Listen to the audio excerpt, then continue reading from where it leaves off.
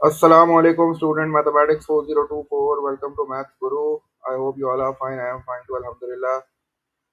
Grade 10 students, आप लोग का असेसमेंट मैथ्स का इंशाल्लाह ट्यूसडे को है, तो it's time for you guys to buckle up and start practising. और कुछ प्रैक्टिस वर्कशीट्स मैंने गूगल क्लासरूम पे शेयर कर दी हैं। बाकी ये है कि थोड़ा सा असेसमेंट से डिटेल की एक वीडियो जो आप लोग से प्रॉमिस की थी वो इंशाल्लाह तुम लोग के साथ शेयर कर रहा हूँ।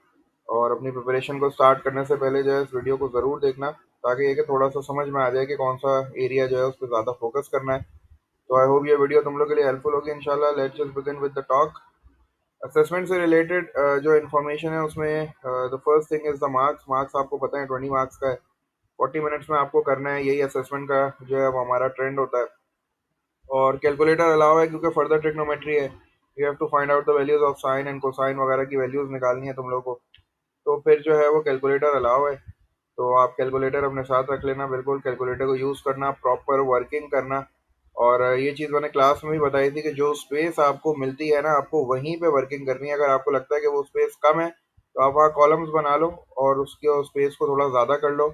और जो आंसर की जगह होती है ना, वहाँ कोशिश किया करो कि ज़रूर आंसर फाइनल में लिखो। ठीक है, क्योंकि वो जगह आपको इसीलिए दी हुई होती है, तो आप वहाँ प्रॉपर यूनिट के साथ अपना आंसर को वहाँ मेंशन करो।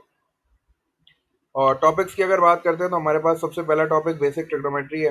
बेसिक ट्रिग्नोमेट्री आपको पता है ट्रिग्नोमेट्रिक रेशियोज और पाइथागोरस थ्योरम है। सो का टूआ कहते हैं इसको हम लोग। अच्छा, अब इसमें एरिया ऑफ ट्राइंगल का formula half into base into height है, ये भी तुम्हें चीज़ पता है। पेरीमीटर का कॉन्सेप्ट भी तुम्हें होना चाहिए। तो बेसिक ट्रिग्नोमेट्री में आपने जैसे अभी फर्दर ट्रिग्नोमेट्री हमने स्टार्ट की हुई है अल्हम्दुलिल्लाह। तो हमने उसमें देखा था कि भाई एक ही क्वेश्चन आते हैं, उसी क्वेश्चन में मल्टीपल ट्राइंगल्स बने हुए होते हैं। और फिर एक ट्राइंगल से एक साइड पूछ लेता है, अगले ट्राइंगल से एक साइड पूछ लेता है, कभी एंगल पूछ लेता है, कभी एरिया पूछ लेता है, कभी पेरीमीटर पूछ लेता है। तो इसी तरह का क्वेश्चन जो है ना वो आप एक्सपेक्ट करोगे अपने असेसमेंट में। और ये जो है मेरे ख्याल से आपके पास अगर असेसमेंट के 20 मार्क्स की बात करूं तो आपके पास जो ट्रिग्नोमेट्री है पूरी, वो 16 to 18 मार्क्स की आपकी पूरी ट्रिग्नोमेट्री है। और फिर 2 to 4 मार्क्स जो है ना उसको हमने अलजेब्रा को दिया हुआ है। तो बेसिक ट्रिग्नोमेट्री और ये फर्दर ट्रिग्नोमेट्री ये दोनों मिला के आएंगे, ठीक है, ये सेपरेट नहीं आते। ये मल्टीपल ट्राइंगल्स आते हैं। मल्टीपल ट्राइंगल्स में आपके पास एक ट्राइंगल राइट एंगल ट्राइंगल होगा और दूसरा नॉन राइट एंगल ट्राइंगल होगा। जैसे हमने पास पेपर के क्वेश्चंस किए हैं क्लास में, जैसे हमने बुक के क्वेश्चंस किए हैं, तो उसी तरह की चीजें तुम्हें करनी है। ठीक है, और बाकी जो है वो एरिया पेरीमीटर और लेंथ और एंगल निकालने के वो सारे कॉन्सेप्ट आपको करने हैं अच्छी तरीके से। टोटल एरिया निकालने के लिए दोनों एरियाज को ऐड कर देना। तो बिल्कुल इसी तरह का क्वेश्चन एक्सपेक्ट करो सॉरी। उसके बाद एलिवेशन डिप्रेशन पे आते हैं। This is also a part of basic trigonometry. Elevation depression का वर्ड प्रॉब्लम आ रहा है। एलिवेशन आपको पता है, एंगल ऑफ एलिवेशन और एंगल ऑफ डिप्रेशन।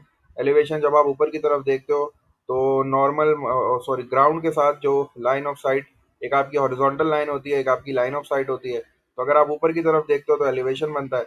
और अगर आप नीचे की तरफ देखते हो तो एक आपके पास जो है वो हॉरिजॉन्टल लाइन है और फिर एक लाइन ऑफ साइट है। तो इन दोनों के दरमियान जो एंगल बनता है वो डिप्रेशन बनता है।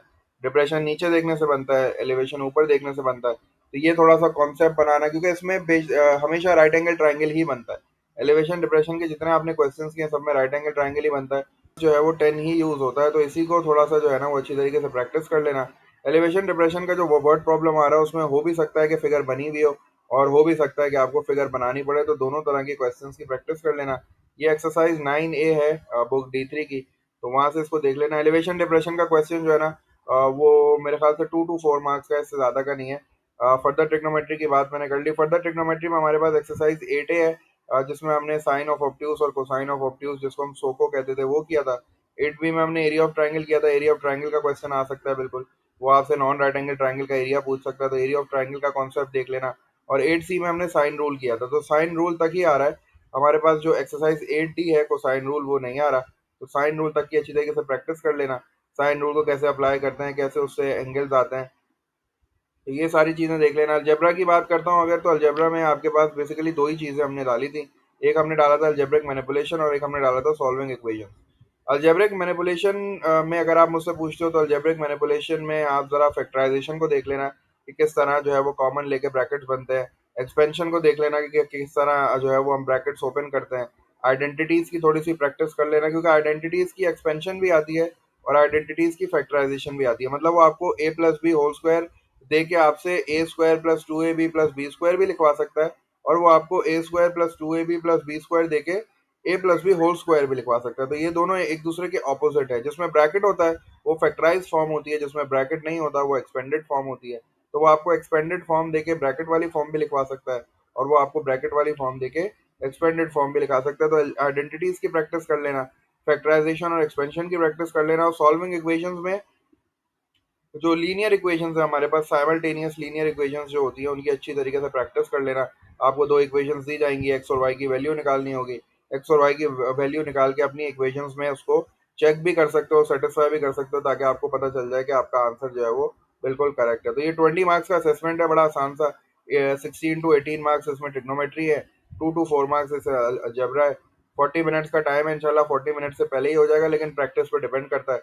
और एक चीज याद रखना, आपको पता है मैथ्स में जो है वो थोड़ी सी मतलब आप एक बार काम करते हो फिर उसको कट करते हो। तो अगर आप ये सोच रहे हो कि मैं पेंसिल से काम करूंगा, तो बिल्कुल पेंसिल से कर लो, लेकिन बाद में उस पर जरूर आपको जो है ना वो इंक जो है वो फेरनी है। अगर आपने पेंसिल से करके छोड़ दिया तो आपको पता है आपका पेपर स्कैन होता है, बाद में जो है वो अच्छी प्रैक्टिस नहीं है।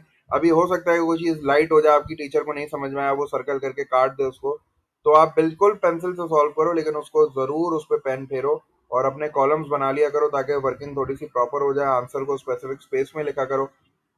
कैलकुलेटर का मोड सबसे पहले चेक कर लेना, क्योंकि जितनी बार हम क्लास में जो है वो कैलकुलेटर खोलते हैं, कभी वो रेडियन में होता है, कभी वो ग्रेडियन में होता है, तो डिग्रीज में उसको कर लेना, वरना आपका एंगल की वैल्यू जो है वो गलत आएगी। तो ये कुछ टिप्स थी, कुछ असेसमेंट से रिलेटेड। अगर इसमें और भी कोई इन्फॉर्मेशन तुम्हें चाहिए तो मुझसे ज़रूर पूछ लेना, इंशाल्लाह मैं ज़रूर तुम्हें रिप्लाई करूंगा। All the best for your assessment. पहला जो है वो असेसमेंट है, तुम लोग के पास बड़ा अच्छा चांस है कि इसमें अच्छा सा स्कोर करो, अपना कॉन्फिडेंस को रिगेन करो और अपने पेरेंट्स को खुश कर दो, और प्लस अपने टीचर्स को भी खुश करो। तो all the best for your assessment. इंशाल्लाह अच्छी तैयारी होगी, और कोई भी कंफ्यूजन हो, क्वेरी हो तो मुझसे पूछ लेना, मैं तुम लोग को गाइड कर दूंगा। अंटिल देन टेक केयर, अल्लाह हाफिज़।